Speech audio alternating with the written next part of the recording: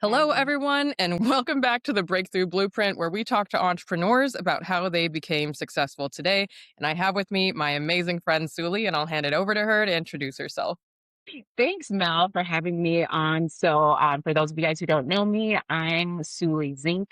I've been in the door-to-door space for the last 17 summers. Of those 17 summers, my hubby's been a stay-at-home dad for more than 7 of those summers. And during that time, I've been able to create financial freedom, been able to create a lifestyle that a lot of people kind of only dreamt about growing up. And so here we are. Love that. Amazing. I am so glad to have you here. I've been, ever since when I started solar, which was like 2021, I of course heard about you and then I've seen your journey of being, dominating, winning golden doors and now basically Yeah. like retiring from door to door. Can you talk about like how you even got started in door to door?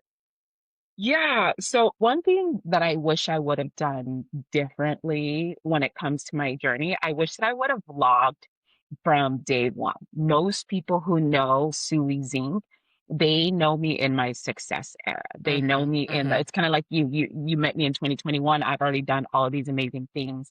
But Mhm. what's not shown is the 9 to 9 p.m. for 10 summers straight, like in a row behind closed doors. So I started door to door back in 2008 for serving a church mission. I had some of my leaders reached out and was like, "Hey, Sue, you loved knocking doors on the mission. You should try door to door." And I was like, "No, that's blasphemous. Like, people actually go and knock doors to make money. I was doing it to preach and teach about Christ. I was this little naive girl." So, anyways, long story short, or when they both called me at the same time, I had two leaders. One was going to alarms, another one was going to be going to pest control. And I decided to go with the one who called me first. And he was like, "Look, at the end of the day, I'll pay for you to be able to get out here." I mean, I had nothing to my name. I showed up my first summer with holes in my vans. I had to take a loan for my manager just to pay for my car insurance. Uh, because again, I was broke as a joke. I raised on food stamps, all the Mhm. things. And so he was like, At the end of the day, a bunch of our friends are going to be going. So at least you'll have not had a vacation, if anything else." So ended up going that very first summer and breaking records and was like, "Holy cow, people really do this for 100 days straight and then spend the rest of the year going to school and doing all of those things." And so I am very grateful for the leaders who listened to their intuition and kind of presented door to door to me, because I'm one of those red dominant personalities. I'm kind of like stuck in my ways, but thanks to him, I did 12 summers in pest control and then transitioned into solar the last 7 years. Well, yeah, Wow. for 7 years straight. And then 13 months ago, well, I, on my 40th birthday, one of my goals growing up was two things: be able to move back, build in my community that had raised me, be able to teach financial literacy, and then get to a point by my 40th birthday where, because of door to door, the financial freedom would allow me to be able to be home with my kids, do all the things. And so thankful to door that happened last year. And now I get to teach sales and investing opportunities to people who should have more to show for it at the end of the day. Wow. Love that. That is so awesome that you've always had that, mission and dream and goal to go back home and Yeah. pay it forward. Yes, So I am in so that so you season. so at what point did you decide like to stop? Was it once you reached a financial goal, then you're like, okay, I'm done? So it wasn't necessarily like a financial goal. I Mm-hmm. knew that by the time, like, there's a lot of people who are going to do door to door because they need to, and then they transition out. There's very few people who door to door becomes a calling. Mm-hmm. And I didn't know that that was going to be my calling. I absolutely love door to door. So to be Mm-hmm. almost 40 years old, still running teams, knocking doors, taking my husband and kids for 6 to 5 months at a time. It was more of like a age goal. Like, hey, by the time I'm in my 40th year around the sun, I want to transition into a more impactful season in my community, in my backyard. So it wasn't necessarily a financial goal, Mm-hmm. more it was a season goal. Like, by the time I'm 40, I don't want to be just focusing on door to door. At what point do those of us in the door to door space get to a point where it's like, okay, the money is great. Now, how do Mhm. we create impact exactly where we came from? And I truly feel like we were put here to have a lot of joy, make a crap ton of money, and turn around and create impact. And if we aren't doing that, like, why the heck are we in sales making a crap ton of money at the end of the day if we're not going to turn back around and pay it forward? So that is my next season in life until I die, is creating impact exactly where I'm at. Love that. That's so awesome. And it's like very inspiring to see the family that you have built and your partner and just having a supportive partner who's like same goals, same vision, just taking on different, maybe non traditional roles. Can you talk more about that?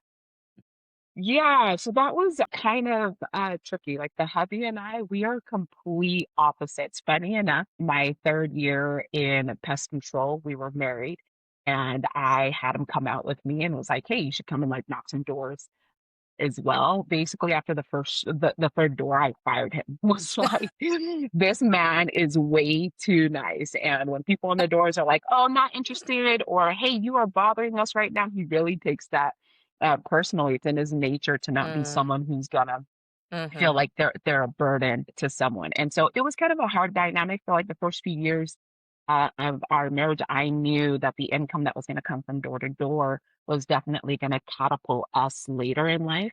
But both growing up in a Pacific Islander community and watching the gender roles of women are at home, hubbies are the ones who it goes hmm and makes the money. We allowed that to play a role in our thought process for a really hmm long time of our marriage. And then at one point, it was just kind of like, hey, which vehicle is going to get us to the freedom a lot quicker? And not like money freedom, but time freedom that allows us to be at every kid's game, that allows us to take the trips that we want to, not have to worry about the bills being paid. And we made the decision, flipped a coin on who was going to let go of their job, and it was him. So in Wow. 2000 and full-time at-home parent, and the thing is he loves it. I don't enjoy being a full-time stay-at-home mom. Like, I Mm, love being able to have a business, create freedom, and being able to be married to a partner who supports that and is amazing and all the qualities that I am not. It just makes for a very balanced uh, partnership or a balanced household. But we had to learn to kind of let the noise go because it was really bad for a while, and it mm. affected like our relationship and our marriage when we were listening to family members and people who inserted their opinions and their thought process. And so I'm grateful for where we are now. That's incredible. I love to hear that. You guys should also do like marriage counseling or something because like because you really have set an example and you have 3 beautiful children and, like, can you talk Yeah. more about, like I know you were pregnant, like, while you were knocking, and it's amazing how much energy you were able to have during all of that. Can you talk about that?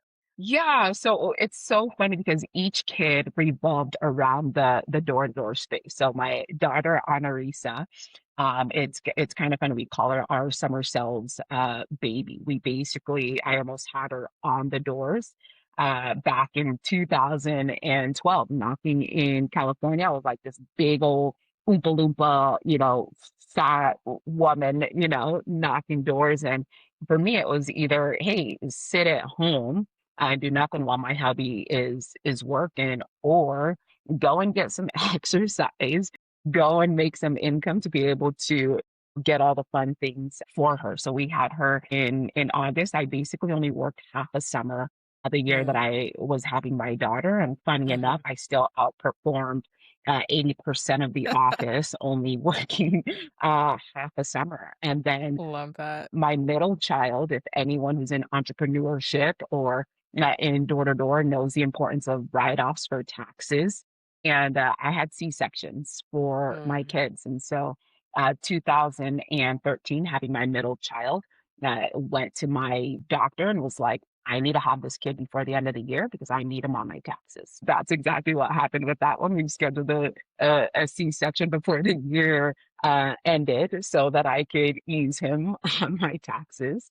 And then child number three, right before COVID year, he's the one who's obsessed with my husband. And so I had him in 2019, and a lot of odds were stacked against me. I wasn't supposed to live after giving birth to him. He was only born with 5 fingers. We had him about 6 weeks early just to be able to increase the survival rate for the both of us. And literally 4 weeks later, showed up in area, Nashville, Tennessee, and ended up breaking my own records and servicing 756 pest control accounts, literally right after 4 weeks of giving birth and being told that I wasn't supposed to live. And I kind of get, he's the one that I have like a lot of mom guilt.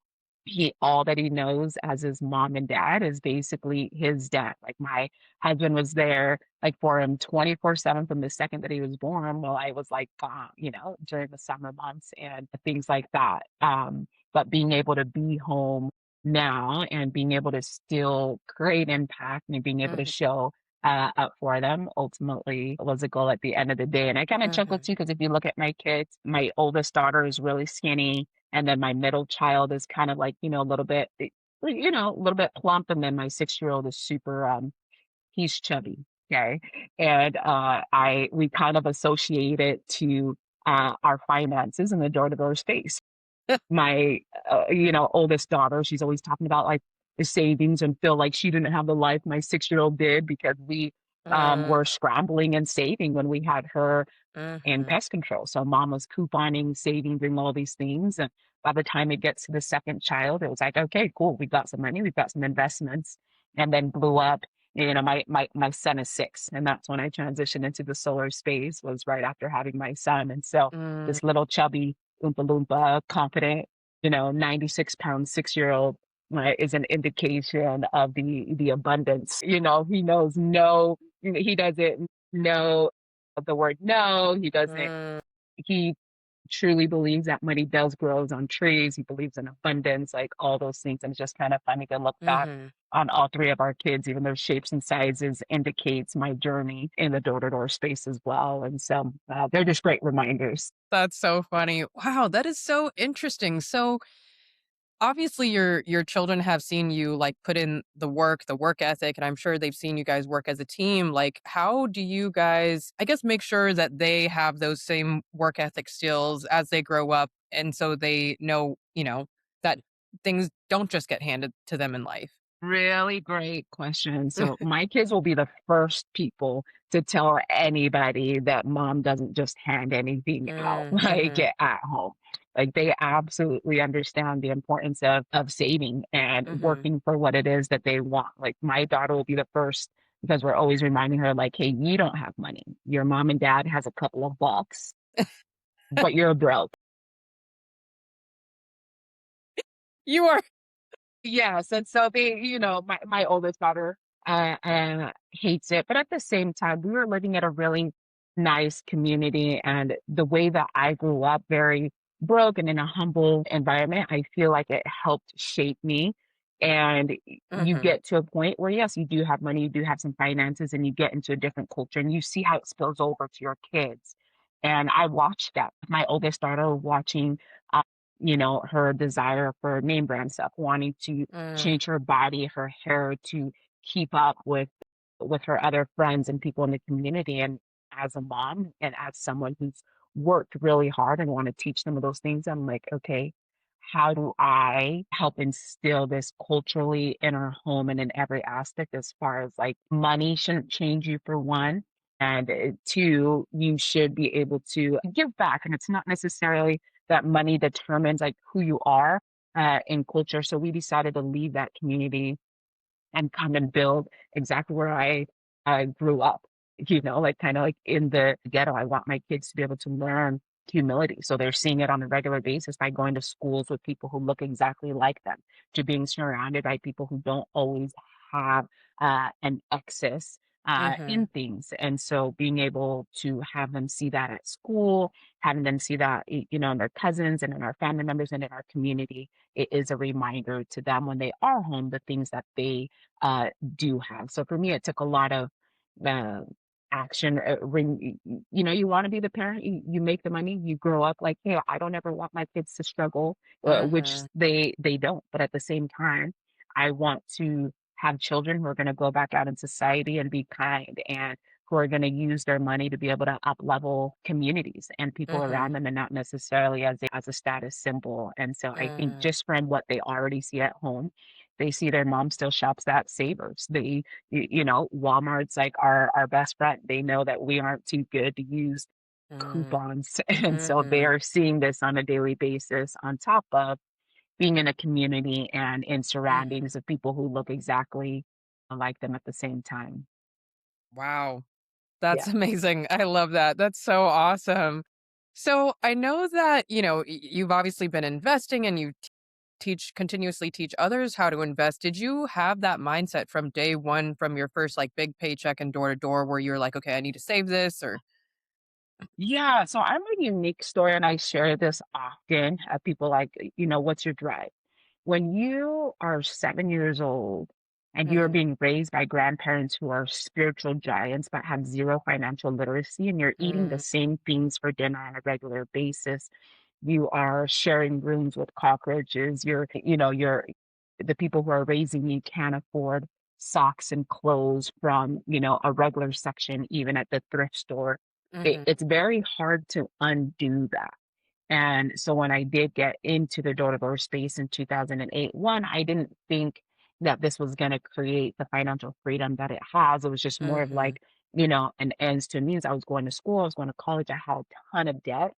mm, And just knowing that I can use door to door to be able to pay my bills, that's what I saw it as. But after my first summer, it was like, holy cow, I could really leverage this for that 7-year-old Suli who had like the vision that her kids were never gonna need for socks on the clearance aisle, or mhm, never gonna need have to worry about having the same meal every single day mm, for 7 days. So I did have that mindset that yes, I wanted to be free. I didn't know what it was gonna look like. And so I was very frugal the first 4.5, maybe 5 years of being in the mhm, pest control space. And I wasn't even thinking about investing.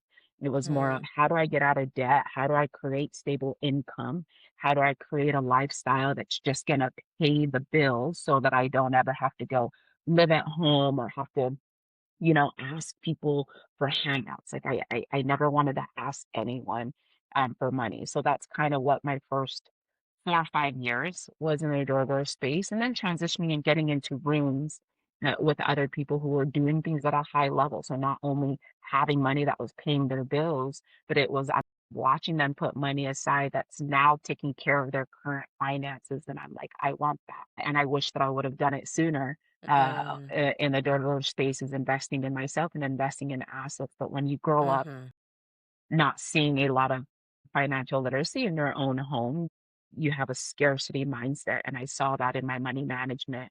Through the mm, first 5 years, it was all about saving and getting rid of debt. It wasn't really about letting it go. And now I'm at the point where, like, okay, what investment you got? I'm just in the season of just throwing money everywhere and letting it do its thing over time. And so I'm grateful for a lot of those lessons, but it wasn't just this one big paycheck. I was like, oh, now I'm gonna invest. It was more of seasons in my door-to-door journey that was like my mind shifted from saving and getting out of debt to, okay, how do I create passive income so that I don't have mm. to be on the doors if I chose not to? And that took another, 10, 12 years of building as well. Amazing. Wow. So can you talk about like some of your favorite investments that you've made? Okay.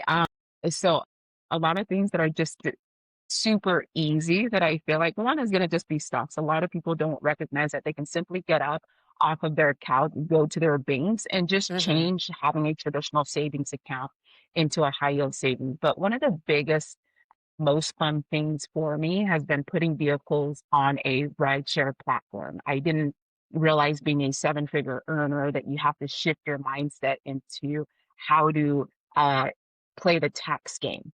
And getting into rideshare, getting into real estate, you start shifting your thought process around, hey, what is going to be in the best interest of your business. And so having 11 vehicles on a rideshare platform basically gave me a $7 refund for the last 7 years as a seven-figure earner. And so those Mm, vehicles didn't necessarily give me a ton of passive income. They paid for themselves. And it mm. made it to where I'm not giving Uncle Sam jack crap, at the end of the day. And then what's been really fun, I've been getting into the crypto space. Like I'm super new to it, and I wish that I had gone into it a lot sooner. I mean, I've dabbled into it like here and there, but outside of like traditional real estate, outside of storage units and getting refunds, thanks to Turo, it's been fun getting into the crypto space. So for like the cars that you have on rideshare and like any investment properties that you own, do you manage them yourself or do you have like a management company that does that? Yeah, I know. I tell people I'm the laziest millionaire that you guys will ever meet. And what I mean by that is I'm not this person who needs to go and be amazing at a billion things. It's how I created my success in the door space. The one thing that I can tell people I'm really good at is closing deals and knocking doors. Mhm. I'm not going to go and be a landlord. I'm not going to go and be Mm, a manager of vehicles. And so I am paying people who are getting a higher percentage, but for me, the time freedom and the not yeah. having to worry about calls at 1, 2 a.m. at the end of the day is more valuable to me than an extra few $1,000s that I would get if I managed these things by myself. So no, I Mhm. have rideshare platforms that manages my vehicles. I have people who manage our storage units. I have property management who manages our real estate, and Mhm. I get to focus on my coaching. Love that. That's so awesome. Can you talk more about the coaching that you're doing now? Yeah. So one thing that I like to bring up as an entrepreneur or being in the driver space is we really are the problem to everything that's happening in our lives personally. Mm, And we're also the solution to every problem that's happening to us personally. And mhm. I've always been a non-traditional rule breaker in the door-to-door space, and meaning I am going to be the first to go and create the solutions for whatever I feel like the problems are. And one of the things that I do not like in the door to door space is the non competes and the gatekeeping. Like, Mm, I don't mhm. think that I reinvented any wheels that created my success. I was just really good at dialing in the things that have worked for other successful people. Mhm. And so I kind of preface with that because I told myself, I was exhausted of managers, CEOs, and companies saying, "Hey, Sui, you can't go and help that company because they Mm, don't bring us revenue. No, you can't go and share secrets with that closer or with that rep because we're not going to be getting overrides from them." And so, in order to be an abundant human and to be a non gatekeeping one, meant that I can't be attached to no one company. And so, mhm. 13 months ago, I decided to do exactly that. It was create a website called Sales with Suli, where bosses, managers, reps, it doesn't matter who you are, but can hire me for a slew of things, whether it's helping your company increase their sales revenue, whether it's as a manager wanting to help you create your entire office and entrepreneurship program from A to Z, or it's just that rep who's wanting to up level their skill set in an office. Like I no longer am attached, so I get to work for everybody and nobody at the same time. I get to say yes to clients and people that brings me joy, and I get to say no to people that don't because I don't need them to pay my bills. And it was a little tricky too because I absolutely love and adore a lot of mentors and coaches in the door to Mhm. door space, but I do feel like that there are a lot of watered down programs, meaning they want Mm, to have the masses, they want to charge all these big amounts because their lifestyle is dependent on the number of people who are a part of their program. So I never wanted to create a program that felt like I needed X amount of people to pay my bills. I only wanted to get into the coaching space as a way to bring me joy and still be able to create impact, but not needing it to pay my bills. So within my coaching program, I'm kind of transitioning into my summer program, which is a 5-month program. And I don't take any more than 8 clients. It's not going to pay my bills or anything like that, but the impact and the value that I'm going to be able to provide for these human beings, it's going to be fun to see at least half of them earning a golden door and on the golden door stage next year. for me, being able to see companies and clients actually increase their revenue because of tools and things that I've done and helped them, and then being able to see managers and single sales reps actually up level Mhm. their sales skills, like that's what's brought me joy. Like that's what's brought me a ton of abundance to want to keep creating impact. And so for me, focusing on helping people up level their craft and sales and then teaching them exactly how to budget, invest, and put their money in places so it's growing alongside them. That's been the joy of my transitioning, not necessarily needing people to pay my bills, but being able to give Mhm. back at the same time. So that's what my coaching platform is about. And that's what I get to spend a bunch of my time doing nowadays. Love that. That's so cool. And I know that you also are you doing like financial coaching or you have like an investment training every week? Yeah, so it's a slew of things. So I have like Mhm. multiple communities. I have a sales community, I have a financial community. So people can hire me for whatever they see fit. So Mhm. a lot of times on Fridays, companies are having me on their mastermind calls to be able to teach financial literacy. But yes, Mm. I wanted to be able to create a community that was gonna fit the mold of where I grew up. Most people where I grew up, making $7,000 a month is kind of like a dream or kind of like a goal. And so I wanted to be able to create a community where I can teach people to take really small steps.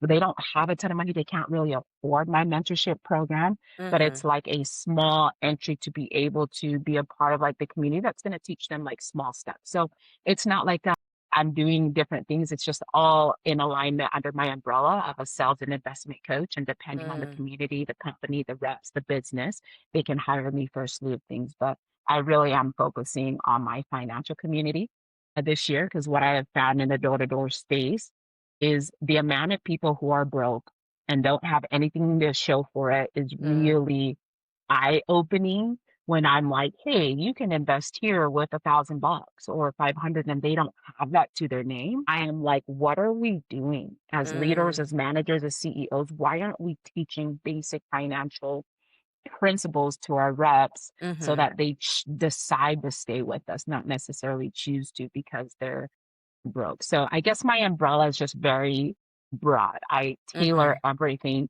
dependent on the community, the business, or the company that's hiring me at that time. Well, that's awesome Yeah. that you just genuinely care so much about other people because a lot of I'm sure there are a lot of leaders in the industry who know that their reps don't have a savings or aren't investing, but Yeah. they're not doing anything about it. Like it's not their problem, right? Why should they Yes. care? They're as long Yes. as they're making the overrides, the reps are working Yep. and knocking the doors and everyone Yep. it's beyond what's asked of you or expected of you, but like that you have that like desire to serve people is so amazing because that's what the industry needs. That's what Yeah. the world needs, honestly. Yeah, no, 1,000%. Don't get me wrong. I was one of those like I don't like the Suli the first 4 or 5 years of my door space. It was a lot of scarcity. It was a lot of Mm, gatekeeping. I was all of those things that I don't want to spill over to other mm, people. So all the learning and the growing, I feel like I'm kind of in the season of like making up for the scarcity mindset that I bought into my first 4 or 5 years. Like no, I'm not going to role play with this girl because she's in a different company. No, I'm not going to help this leader because she was there. Like I was there. And then I also saw the results that came from it, like the scarcity mindset, the everything like that. And then when I watched the abundance of wanting to give more value than what was asked of me, it definitely played a role in finances and growth and teams and mm, everything like that. But I was not the perfect Suli that I feel like that I've learned and grown from like mhm, in this moment. Like I was mhm, definitely the same thing as managers and reps and CEOs wanting to keep reps broke and coming back mm. summer after summer. Then you get to a point and recognize like how much better would people show up if you were giving them more value outside of just commissions. Totally. Yeah, that makes so Yeah. much sense. And I think, a lot of us, like I grew up in an immigrant home. I definitely had a scarcity mindset. My parents, I love Yeah. them and they've managed to do well for themselves, but they still have a scarcity mindset. And I, Yeah. have to separate myself from that energy sometimes and that mindset because it's contagious that it can bring you down and put you back in those old ways of thinking. But like it took me a long time to understand, even to learn about what a abundance mindset was. Maybe I did learn about that in the last like 5 years or so, but it took a long time because I was also raised with the messaging, even though I think there was always more money than they led on to believe. It was like, nope, we can't afford that. That's too expensive. Like, well, don't get influenced by your friends just because their parents are buying them that. Like, we just, Yeah. that's not us. Like, don't get into this. Like, they would just sort of demonize these things. And I get, like, not wanting to have this glamorous life where a lot of door to door reps will just buy a fancy car or a Rolex because they're trying to keep up with the Joneses. And I totally Yeah. understand that part of it. But a lot of the messaging for me was like, um, you know, exactly, the gatekeeping, we don't talk about money, and it was just almost like Yeah. this shame and guilt about it, so it took me a while to, like, unlearn, and I'm still catching myself unlearning these Yeah. things, but it helps, listening to podcasts and seeing, people like you and other people just being open and abundant and generous with their time and energy and advice, and that's what I've tried to do with this podcast, is to share what I'm Yeah. learning in real time along with other people who don't have, the right mentorship or role models in their lives as well. No, and I definitely agree, and by all means, I'm still learning and growing. Again, it's why I wanted to be off on my own. Like, the more that you stick around that scarcity mindset or the people who think like that, the Mhm. harder it's gonna be to step away, which is why I look back now and I probably should have went off on my own a lot sooner because I love Mm, it here. It's definitely a lot more abundant. no worries. That's awesome. And I know that you've invested in yourself and other types of coaching before. What were some of the best like types of coaching you received?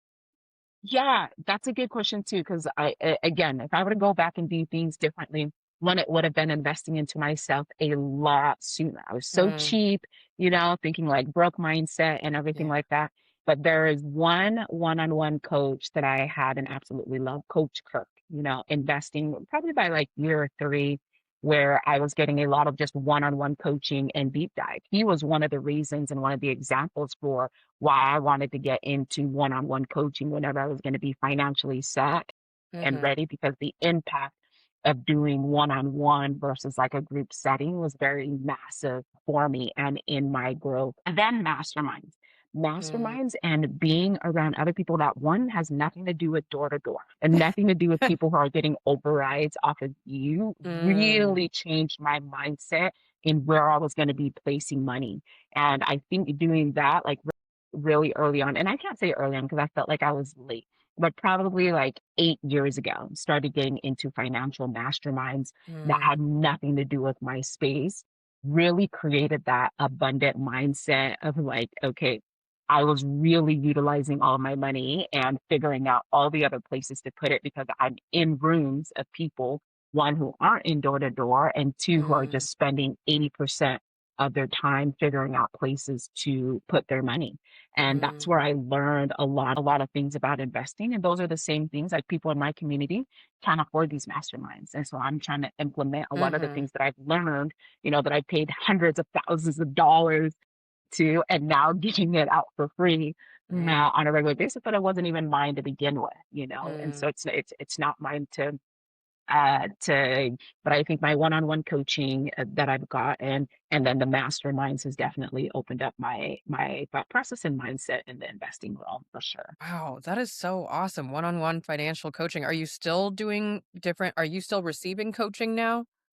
Yeah, so I'm still in a couple of masterminds like right now. And then yes, like I tell people all the time, even coaches need mentors. So I still believe in therapy. I believe in like my own Mm, coaches, all the things. mhm. Like, I'm never going to be perfect until death. And so yes, I still have all of those things. Wow, and so for these masterminds, is it sort of like a club, like you pay a membership and there's Zoom Yeah, so calls or each one of yeah, no, so some of them are different. So I'm in one where all the events happen like quarterly. So it's like a bunch of business owners, seven-figure earners, billionaires will come, three wow. days at a time. And we're picking each other's brains. There's a lot of different teaching and things like that. So that happens quarterly. And then, yes, I'm in other ones where it is going to be like Zooms where they're teaching like the different, I don't want to say like shortcuts, but like hacks to Mhm. how to grow your money a lot quicker into different types of investments. And so those are a lot of like group calls there. And then as far as like my one-on-one coaching, yes, I'm very virtual. I'm not going in person to do anything like that. So those happen on a weekly basis with I love that. That's so yeah. awesome. So, are you gonna Mhm. be, like, speaking at events and conferences or things this year? Yeah, so and that's another thing that people can hire me for. Like, they'll hire me for speaking engagement. Matter of fact, I'm heading to one tonight, just right here in my very own backyard, where someone has paid for me to come and speak about entrepreneurship. And yes, that's basically once or twice a month. People are paying me. I'll go out to their state and whatever, and I'm doing speaking engagements. But that is what I'll be doing a lot of this year. Is a lot of speaking engagements and really just getting myself out there because my first year going off on my own, to be completely honest, I was very private about it. I wasn't like loud. There was just still like some fear and insecurity. So all of my clients were referral based. Now I'm kind of transitioning into more publicly sharing like what it is that I am going to be doing. So yes, there's already a few events that I'm already booked forward to speak.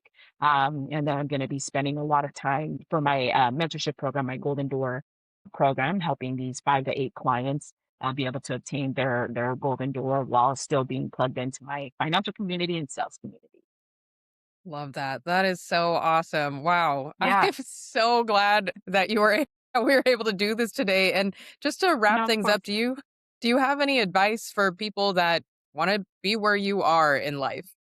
Yeah, no, like great question. So I'm always trying to preach to people using whatever you're really good at as a Mm, time to be able to up level your financial IQ. And what I mean by that, no one physically loves the act of knocking doors. What I looked forward to during those 100 days of leaving for the summer is there was no noise, there was no interruptions to my learning, meaning I used the door to door. I used 100 days to listen to podcasts. It was going to be the audiobooks. It was going to be my personal development during the mundane times became exciting times that I was looking forward to because that was my financial education. That was my personal development education for free, mhm, basically. And so I utilizing the time or the space where you are focusing on something that you're really good at and habit stacking during that time to get into podcasts, getting to books that are going to help up level you as opposed to focusing on the noise or the FOMO of people who are doing all of these things because you're going to get to a point where you're going to be a lot further and those people are still going to be in the same boat that they were 5, 10 years ago, when you started your journey. So utilizing your door-to-door space time or utilizing if you are an entrepreneur, your car rides to work or your car rides to the office to actually up level your financial IQ is going to be my piece of advice. amazing. Well, thank you so much for joining Yeah. me today. Of course, Mel. Thanks for having me on. If anyone wants to find me, I do have a podcast called Sales with Suli. Tons of tips on there. You can also find me on my Instagram, Female Knockers Unite. Amazing. Thank you. And for everyone else, please tune into the next episode of the Breakthrough Blueprint.